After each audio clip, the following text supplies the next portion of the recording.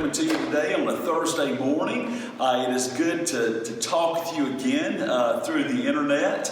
I'm standing here in our empty St. James Sanctuary, as it's been weirdly empty over these last couple of months because of the adjustments we've all had to make in our lives because of the coronavirus. So I want to let you know that I'm looking forward to the day when we can come back in here and we can worship in this beautiful sanctuary once again as the St. James family. When we come back, things are not going to look exactly like they did before in terms of how we worship. There's going to be a newer normal that we have to get adjusted to for a period of time before we can eventually be at a place where we can worship shoulder by shoulder again like we used to in the old days.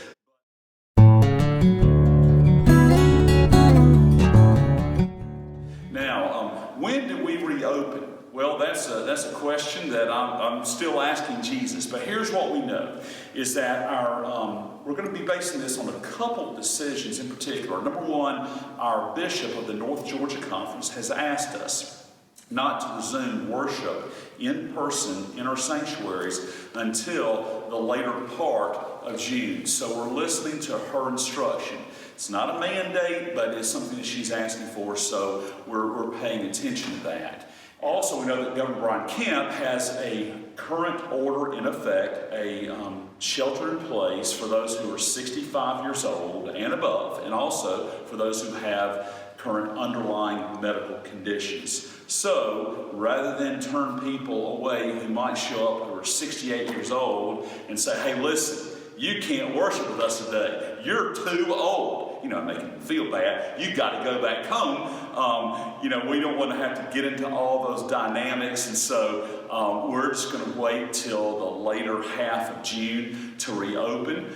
And we're going to do it safely and smartly. Now, as we talk about this, let me just assure you on something.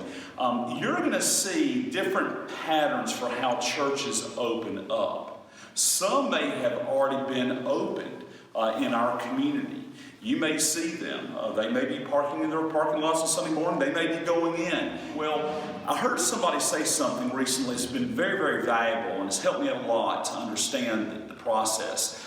They said that, we're all in the same storm, but we're not all in the same boat. The idea is that we've all gone through this together with the restrictions that the coronavirus has imposed upon us and how we've had to adjust.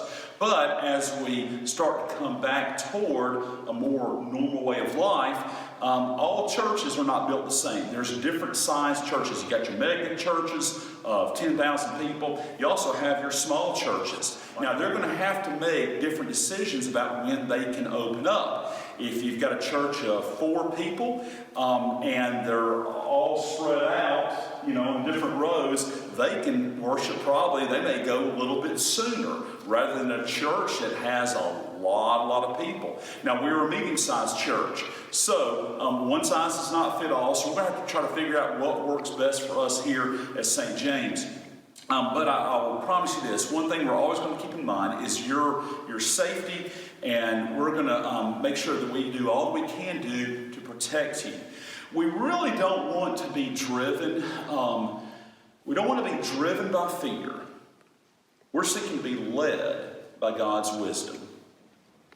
So, it's easy to kind of come to a decision or an idea that, hey, listen, that church is doing that over there, and why is our church not doing that? And maybe our church is scared. Maybe we're worried. Trust me, friends, we're not bathed in fear here. We are not worried at all. We know that God's got this. But we also know that there is wisdom in listening to Jesus' direction that he has for our church. I really like this scripture from Proverbs 2:6. For the Lord gives wisdom, from his mouth come knowledge and understanding. One of the things we're understanding about the coronavirus is just how highly transmittable that it is. It's rather shocking. What we don't want to have happen here at St. James is what occurred with the church out in Washington. You may have read about that recently. Back on March the 10th, they had, before all the restrictions were put in place, They had a choir practice. About 60 people showed up for their 2.5-hour-long choir practice. Within, one person came into the choir practice that night and they had been infected. They didn't know so. They didn't realize they were infected with the coronavirus, but they were. So one person came to the choir practice. They ended up infecting, in that one choir practice, over 52 people got sick. Now that's shocking.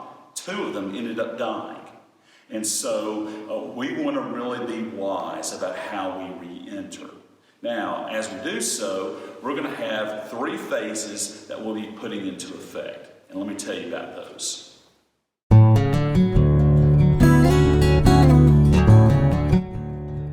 All right, so we have 3 phases that we're going to be utilizing to help us as we ease back toward congregational worship together in life on the St. James campus. I'm going to take it in reverse fashion, though, as we do this. Phase 3 is going to be when we are finally worshiping at some point in the future. I think only Jesus knows this now. Whether that's maybe after Labor Day, we'll see when everything, this virus has completely gone away, at least for a season, and we can be back together worshiping with just our pews being filled. That's phase 3. That's coming at some point, maybe the fall. We'll see, as the Lord allows. Phase 2 is going to be what I've already been describing a little bit of, our in-person worship.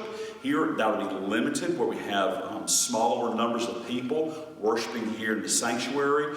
We'll probably do something like, now don't hold me to this fast and furiously, but because all these things are subject to change, but like in phase 2, we'll probably have something where we might have 2-3 services, possibly depending on the numbers and how we can situate people here in the sanctuary, and if we'll have access to our fellowship hall with the technology and everything. But it may look like we would have one service at 8:30, one at 10, and then one at 11:30, maybe a 45-minute service that we would do with smaller numbers of people that would be here. Again, that may be some time toward the end of June when we open up for phase 2. So phase 1, you're actually already in.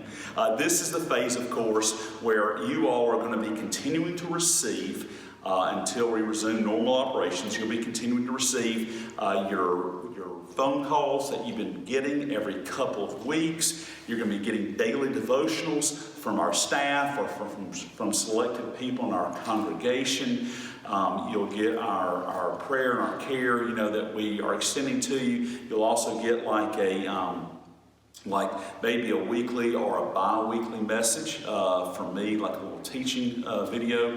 You're also going to find out that you're going to get some drive-in prayer experiences. We'll have 2 of those. One we'll have coming up this coming Sunday. It'll be Sunday night from 6:30 to 8 o'clock. That'll be on May the 17th. And that'll be taking place in our medium size or our lower parking lot beyond the building. And all that will be clearly marked out. You'll be guided into the parking lot, and then somebody will direct you to where you will be stationed at one of the bays, in which we'll have 4 teams of people who'll be praying for you. They'll say hello to you. They might read some scriptures. They feel led by God, and they'll be praying for you. And you'll also get a prophetic art card. I'll say a little bit more about that in just a moment. On the next thing that we'll do for drive-in prayer will be drive-in communion that we have on June the 7th. Same time, Sunday night, 6:30 to 8 o'clock. And when you come in, we will pray with you on that evening, and we'll also hand out like a little communion kit. And you'll be able to take communion here on the St. James property. It's kind of a return toward being able to worship on holy ground. We've already been sharing communion on videotape, of course, through our worship services, but you'll be able to have communion on that day, June the 7th. So be sure to come during that 6:30 to 8 o'clock time slot for that. But for the most immediate drive-through prayer experience, this coming Sunday night, 6:30 to 8, when you come up, like I said, you'll be receiving prayer. We'll also be giving you one of these prophetic art cards. Got a really interesting story about this as a follow-up, because Carl Newton is a member of our church family, and Carl, quite a while back, as he was moving a refrigerator, he fell, he broke his arm. He also damaged, even more seriously as Carl's told me, he damaged some nerves in his shoulder, and it was rather serious. And it was so bad that Carl could not even really lift his arm up. Certainly couldn't get it at a 45-degree angle like I just did. It was impossible for him. And so he went to go see a medical specialist about that and get some medical care in place. Well, in the meantime, he was here worshiping with us one day, and one of the things we gave out during a communion service was we gave out one of those prophetic art cards. And it was interesting because Carl, as one was given to him, he selected it from the stack and he thought about it. He did not see what was on the card, by the way. He just saw the blank side. And he thought, no, this isn't the one that God has for me. So he put it back in the stack and he selected another one in the stack. Then he turned it over, and what did he see? But on this card, it was a very simple design of like this little hill with a cross on top of it, and at the bottom of the hill there was a stick figure with a man's hand, and it was just like this, with his arm up in the air. And his wife was able to help him understand that was a message from God to Carl, that one day God was going to heal his arm and get it back, including even the nerve damage, and get it back to a point where he could worship again with arms lifted up. Well, I'm happy to tell you that one day Carl's going to be in the sanctuary again doing that very thing. But did you know that even now, because I just got off the phone with him just to check on this, even now, Carl said that he can raise his arm, he can lift it up. He said, Billy, goes, I can do everything that I used to do, even better it feels like, than before the injury. So our God is a God of healing. On that day, God gave Carl a message of hope.